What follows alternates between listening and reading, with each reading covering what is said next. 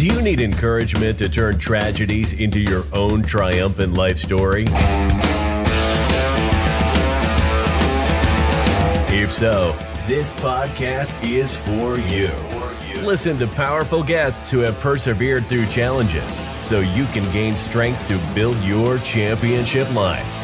The host of Professor of Perseverance podcast, Dr. James Purdue.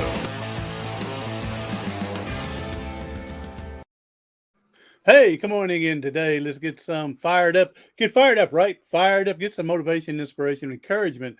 Letting some people know that, when something happens in life, we can still have a good life. All right. We're going to have an unexpected tragedy, unexpected circumstances, but we can learn how to deal with it, have a good life.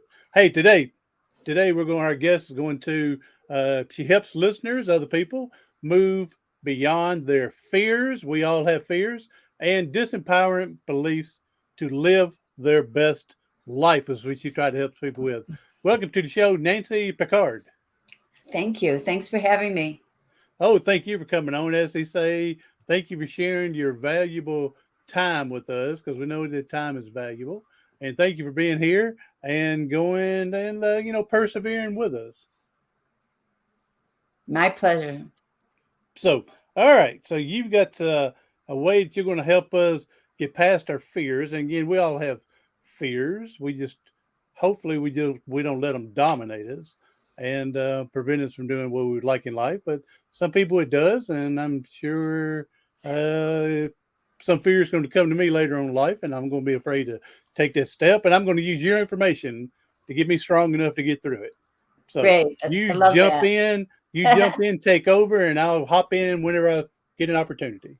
Okay. So we all have fears. Everybody has them. And I think what happens is that people who are living in their fears, they think other people are fearless. They think that they've gotten to a fearless state and therefore they can move forward. But that's not the case. Those of us that move forward, that we move forward with our fears. So we don't wait for them to go away. We don't try to manage them. We understand that we have them, but really it's our inner child inside, things that happened in our childhood, disempowering beliefs, fears that we have, fear of success, fear of failure, fear of looking stupid, fear of feeling shame, fear of not being enough, fear of not being chosen. All of these fears are deep-seated from our childhood and they keep us playing small. So the first thing you have to do is really embrace that the universe has your back and everything happens for a reason, especially those of us who have had tragedies, who have loss, who are suffering. You have to know that you can't see the big picture, but there is a big picture, and that the evolution of our soul on earth this time around, we have lessons to learn and we have different paths to take. And just because we can't see our way out of a situation in the moment doesn't mean that there isn't a way out and that we're not going to come on the other side of it. So for me as a coach, I love helping people who are stuck because it's their own fears that are keeping them that way, and it's unnecessary. They can learn through taking small steps, little tiny steps outside their comfort zone, one by one, and being accountable and being successful in these tiny little steps outside their comfort zone so that they can learn to trust themselves. It's really not about trusting anybody else. It's about learning that, you know what? You can trust yourself. You can do big things. You can do hard things. And even if life has got you down in the moment, there's going to be other moments and you can pull yourself out. It's a choice. So I'll start with that in case you want to add something. I feel like I'm going. Oh, you're doing great. Yeah, I'm just going to jump in when possible. Here's what I don't understand. I mean, I understand the fear of being the last person picked on the basketball team, because then people think I'm bad and pitiful. I can't play. Okay. I understand. I grew up in a certain area. I don't want to rock the boat to try stuff. I understand. But you mentioned this early on, and this is what I really don't understand. is people that are fearful of success. Mhm. You know, but again, they haven't been there much or if any in life. So again, they don't want to rock the boat. So they can't imagine what if I do better and get better and where could I be? And then they're afraid because of it may be all taken away. Well, there's so many levels and so many layers to fear of Hmm. success. You could have the fear, you could have a belief from your childhood that you should not outshine your family, or you Hmm. shouldn't outshine your loved ones. Or you could have a fear, if I'm successful, people will leave me, or Hmm. my partner won't, that won't work for my partner. I can't outshine my partner. So that's one way. I happen to have a lot of clients who have had great success in their life. And now they're afraid because, like, well, what if I'm a one trick pony? What if I can't do that again? Hmm. I mean, Hmm. I've had some really famous, like, um, I had one client who literally started one of the biggest family games in, not Monopoly, but a really big game like that. And he loves it, and it's made him very successful and made a lot of money and made a lot of people happy. But he's like, well, okay, well, what, I don't want that to be all that defines me. And yet at the same time, he's worried, he's stuck. His creative juices will not allow him to move forward from fear that, well, maybe that is all I've got. Hmm. Yeah, So I can understand the one trick pony, yeah, but again, uh, the other thing you were able to create it once. Let's get out and try and create it again. Hey, Miss Southern Belle, thank you for coming in. Appreciate your support and everything. So yeah, yeah, it's. I understand the other stuff, the failure and thing. I just have a hard time wrapping why. Again, you said it perfectly. I'm not supposed to outshine my spouse. I'm not supposed to be better than the family. I'm not supposed to because they're worried that they'll be looked at different. So. or if I'm successful, will I have to work too hard? Hmm. Will I, you know, if you have a belief that you're not worthy or you're not good enough, fear of success will be, there's like cognitive dissonance. It's actually the opposite of what your ego believes about you.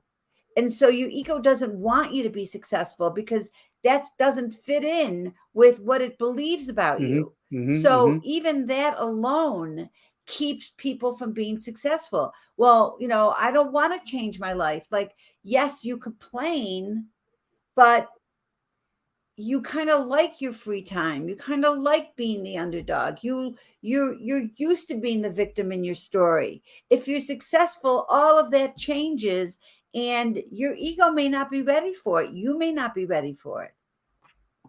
Yeah, it makes a lot of sense. There, especially when you said if I become successful, then I may be having to work more to keep that than if Right. I just stay where I'm at. I already know my routine. I already know what dramas in my life, and yeah, and so yeah, I can understand that if I become successful, what will I have to do to maintain it? The unsure uncertainty. Yeah. Right. And also, you have to remember that most of these beliefs and thoughts are in your subconscious.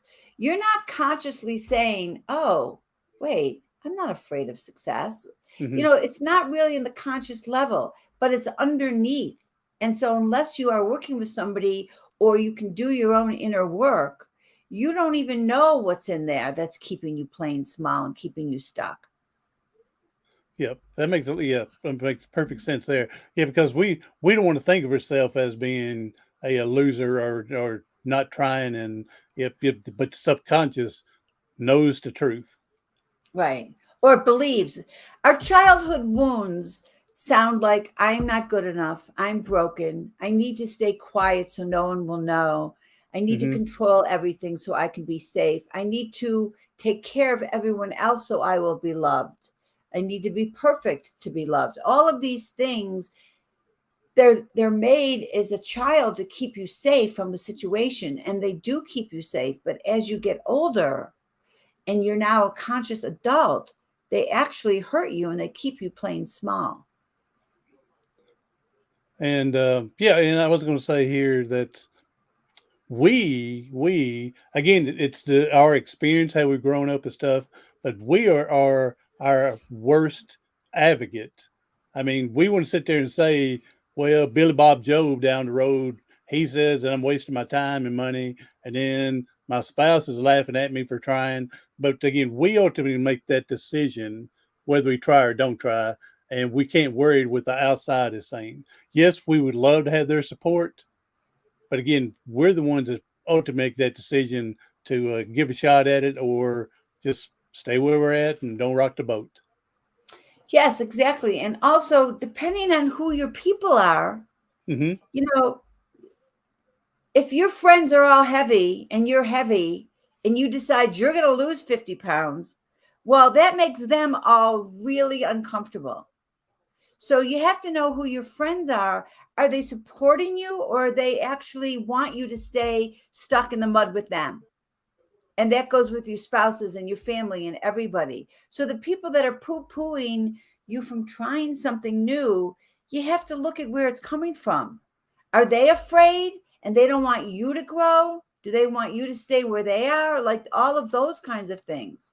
So there's so much involved in being afraid to move forward, and who your people are, and are they supporting you, or are they actually part of the problem? Well, the people don't win the Super Bowl for having an unsuccessful characters built around them. So it's yeah. So it's like you said, Yeah, the people you have are the people you have, and they can help you or hinder you as right. well. Yeah. And you have to be brave enough to actually say to them, I understand your feelings, or I hear your opinion. Thank you for sharing it. But this is something I'm going to do, and I hope you can get behind me, and I hope you can support me. Or I'm not available for your opinions anymore because I need to do this. And I know you mean well for me, but this is where I'm going. So please support me. Yeah, I'm not asking you to drag the anchor with me, but Right. I'm just asking you to support me while Right. I'm doing it. And I'm not saying I'm better than you if I succeed in areas. Still like to be buddies and friends. Yeah, you can still have that conversation with them, and then see how it goes from there. Yeah. So, all I'm not right, saying no to you. I'm saying no to this. I'm saying yes to me. I'm not saying no to you. All of those kinds yes, of ways to try to just get people to recognize that this is you need you would like their support if they can give it to you. yep, oh exactly, oh exactly. And another thing is, how many people do you think? Maybe not how many, but other people that I would recognize are the people that we're taught to forgive others that we perceived have done us wrong. But we need to really hop on a boat, and we really need a big change in this, that we need to forgive ourselves when we make stupid mistakes. You know, Of here course. here we are dragging this anchor, for 40 years because I did something 40 years ago. And you want to still throw and say, well, I can't do such and such, can't do what I want to because of no, you got to forgive yourself, learn from it, and then move forward. Okay. As Correct. long as you hang on to this, you're not going to help yourself. 100%. Self-forgiveness is like the baseline. You have to Hmm. start there. Forgiving other people is great. It cuts the karmic cord and it frees you up. But forgiving yourself is the same thing, and it's where you have to start. You have to learn to trust yourself and have confidence in yourself. And the only way you get that is with competence. And the only way you get competent is to get out of your comfort zone and try things over and over and over again. And if you fall, you're falling forward.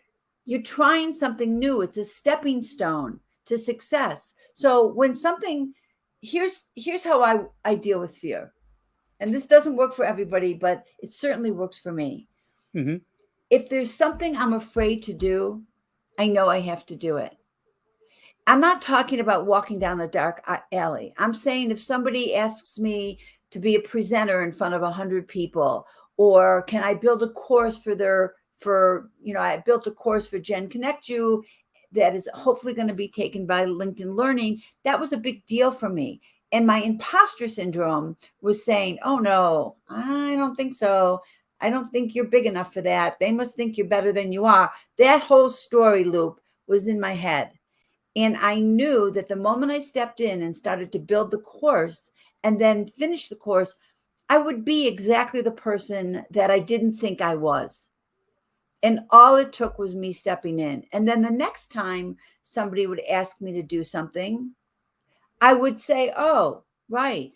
I know that if I step in, I'll be able to do it because I have built up the confidence in myself to know that I can do hard things.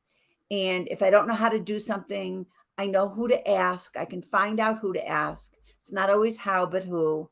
And that if every choice matters and I'm responsible for every choice I make, and I've already learned that I will follow through, then I'm set for glory.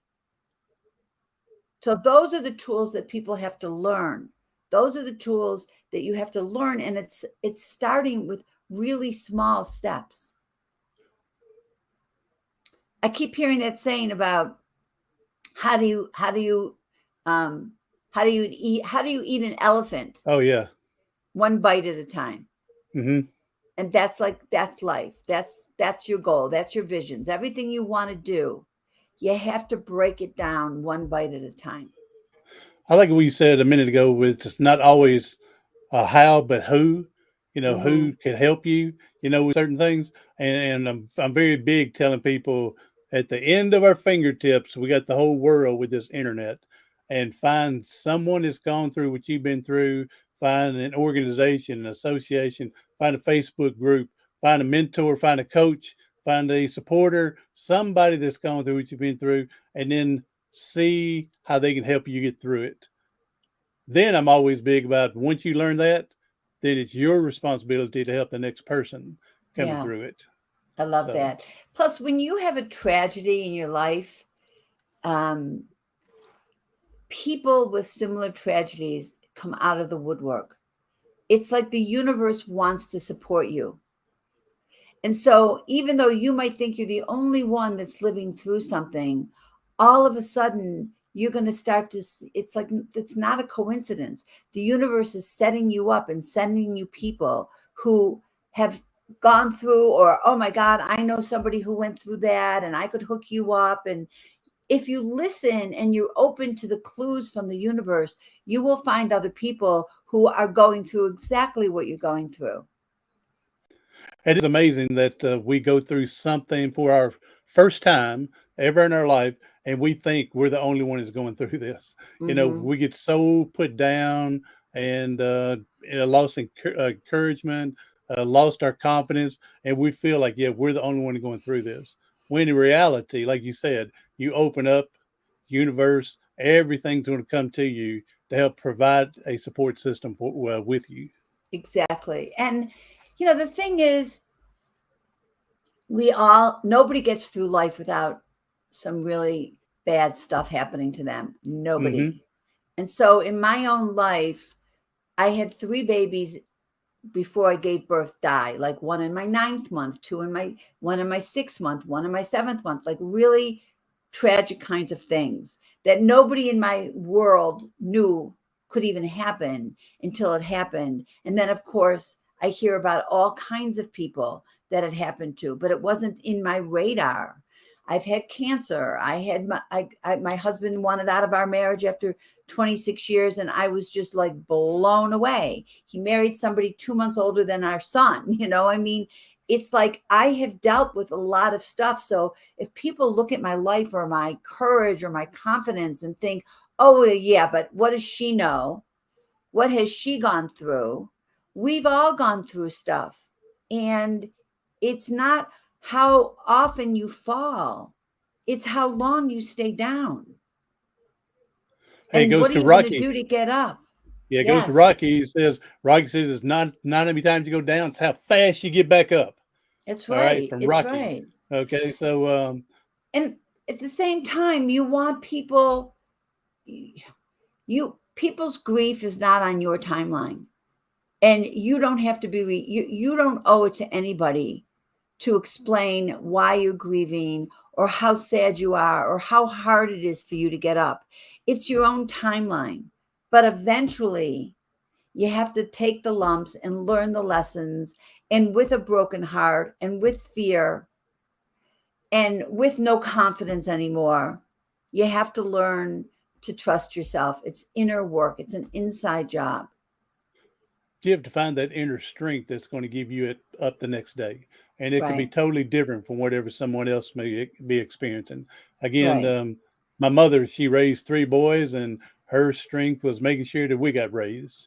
And so, Right. yeah, that was her every day of getting up out of bed to make sure we were taken care of so we could have the Mm-hmm. best life possible. Yeah, so it's different for everyone as well. Hey, I like when you were talking about, your thing is you get the little fear that you want to go head on with it and try to, conquer it the best you can. And it made me think of Fonzie on Happy Days, and he had fear of liver. You remember that episode? He had fear of No, liver. of eating liver, Well, he just didn't like to look at it. right? It was his kryptonite. And finally, at the end, it shows him eating A liver. piece of liver. Yeah, That's yeah, yeah. funny. That's So, funny. yeah. So, but I'm just thinking, and um, I don't discount anybody else's tragedy or whatnot. I tell people an example would be, say you get up in the middle of the night, you go into the bathroom, getting water or whatever, and say you stump your toe on the door. And for most of us, we're just going to miss 30 minutes to an hour of sleep because the toe's throbbing. But what if someone has brittle bone disease? Now they've shattered their Mm-hmm. foot. What if they're hemophiliac and they're bleeding inside? So, I try not to discount somebody else's, even though I wouldn't experience or don't experience that, because we don't know what they're going through and where they've been and how far they've come out of it. Correct. Even during the whole big COVID thing, I kept saying to people, we're all in the same river, but we're not in the same boat. Mm-hmm. And everybody's in their own boat. And even though we're all in the same water, um, everyone's got their own experiences and everyone has their own outcome and everyone has the same resiliency or lack of to be able to move forward. And so, I feel really bad for people who can't move beyond whatever is keeping them stuck. And instead of staying stuck, just get help, hire a coach, read some great self-help books. There's so many great books out there. There's so many great coaches out there. And the difference between a therapist and a coach is that coaches are action oriented. You're not just going to sit and talk about your problems, but you're going to have somebody that's holding you accountable until you learn to hold yourself accountable. Mm-hmm. And step by step by step, week by week by week, crawl your way back out. And Ainsley, you mentioned a bunch of good reads. Find a good read that would, what you're interested in and what you're going through, and find some good reads. And I think you got a good read here, don't you? With I your do. book. I have a Which, great book. yeah, let's go Thank ahead you. and let's push that book through. Okay, so my book is called Bigger, Better, Braver. Conquer your fears, embrace your courage, and transform your life. It's a perfect book for this conversation. Yes, it is. So I wrote the book when I was turning 60. I actually climbed Mount Kilimanjaro at the age of 61. Oh wow, that's awesome. It was I'm great. gonna say that's a podcast in its own. Yeah, that's a bigger, better, braver move. And for a lot of reasons, because I had a fear of, I had a shadow belief that I wasn't safe alone. So actually traveling alone and doing all these things, that was part of me conquering my disempowering belief. Once I uncovered it, I know, Mm-hmm. well, no, I'm an adult now and I no longer need that belief. So you take action steps to get rid of it. And some of my action steps were really big. And so I wrote this book about like, what's your Kilimanjaro? Because you don't have to climb 19,000 feet to have a goal or a vision that you're just not able to attain.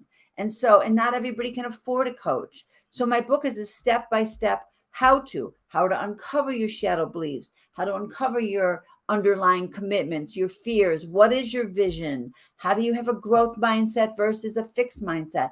Every single chapter has exercises to help people do the work that they would be doing with me. It's a great way to start. And then you can actually make a decision. Oh, yeah, I think I can actually do this on my own. Or, I think I need to hire somebody so I can have more traction, get there faster, have somebody that's going to hold me accountable. Oh, exactly. Yes. And so, I love the metaphor that you were giving. You don't have to climb or walk or hike 19,000. You said 19,000 steps. 19,341 steps. Yeah. Knows them by each one of them. There you go. Yeah, but it doesn't have to be the 19,000 plus. It's just getting out of bed and starting the new day to make it better than yesterday. Yeah. So that's awesome. I like the title of your book and everything. So Thank you. you're welcome. Yes. All right. Well, you've been amazing and everything, boy. I've learned a lot in this short period. We may have to grab you on a different one so we can elaborate even a little more. So Okay. you're all right. Nancy, I'm gonna tell you right now, you're all right. Okay. Thank you. Especially you're all right. That's, You're up. that's nice to hear early in the morning. Well, I was gonna say with you getting up a little earlier in the morning than I did with our time zone, but Yeah. you have done great. I would love to be in your area to do the hiking part later on today. That's But great. I Yeah. would love to do that. So, all right, Nancy. So, well, I appreciate you being here. Go and tell everybody your website, how to get hold of your book, how to get hold of you if they want to talk about coaching, any other Sure. social media, how people can just get to you. So Nancy Pickard, Pickard, Nancy Pickard Life Coach.com is my website. And on my website, there will be all my different coaching modalities. You can order my book, although you could order it on Amazon also in written or audible. So if you like listening to me, you can listen to me as you do your own hiking or walking or driving or whatever. And my social media is Nancy Pickard, Life Coach. That's my Facebook. That's my Instagram. That's my LinkedIn. And I offer a free discovery call. I offer a free chapter of the book. All of these things are going to be in your notes, on your website, your podcast notes. Correct? I think you Correct. have all that. I will put Yeah. these links in Yeah. the notes for make it Right. easier for people just to click on and move on. Yeah, but everything is on my website as well. So And that's do the old, if nothing else, do the old Google search, Nancy Pickard. Again, Pickard. Do the old Google search if you have to. But I will have these links in the notes to make it easier for people great. to get onto us. So, well, Nancy, you've been a blessing this morning. You made me realize things a little different this morning as well. And so I appreciate you coming on. And those things, once the stuff's on the internet, it's there to stay. So just think 100 years from now, somebody's going to find this and going to say, Nancy, and then you're going to give some help to someone and have no clue again. I don't think I'll be here 100 years from now. I mean, they'll listen to the They'll find this podcast. on the Oh internet. yeah, Yes, there we they'll go. find it. Yeah, They say once it's on the net, it's there forever. it's So forever. that's what Yeah, I'm saying. So 100 years from now, someone's going to do a Google search, and all of a sudden this is going to pop up, and they're going to say, "What the crap is this?" Okay, right. it's because it's so old. By the time 100 years gets here. So, Yeah. well, Nancy, you've been a blessing this morning. Thank you again. Hey, if you can leave us with a positive thought, because we know that there are people hurting and struggling, and if you can give them one piece of nugget to help them get through today, that'd be awesome. Yeah, I think that the juice is in the journey. I think people are too worried about the success at the end of the road, and they miss the whole journey. And so instead of just worrying about what if I don't succeed or what if I do succeed, just step out of your comfort zone, one step at a time, and enjoy the ride. And actually, just remember while you're sitting on that couch that the last man in a race still beats the man on the couch. There you go. That's right. So I'm definitely the last man in the race. So, but you're still in the race. That's right. You put that one foot in front of the other and go for it. So, all right. Awesome, Nancy. You've been up. Yeah, I'm glad we both got up early for this one. So, Great, thank you. So, all right. Well, you enjoy your hike later on today, and I everyone will. else, say thank you. Share this out to someone needs some help. They need a big boost in confidence and get an idea on how to move forward in life and get her Nancy's book and go for there. Again, I'll put this stuff in the link at the below. Hey, thank you for coming in. I'm Dr. James Purdue, the Professor of Perseverance. Thank you for listening to the Professor of Perseverance podcast. Do something today, tomorrow, something next week that's going to help you persevere past your paralysis.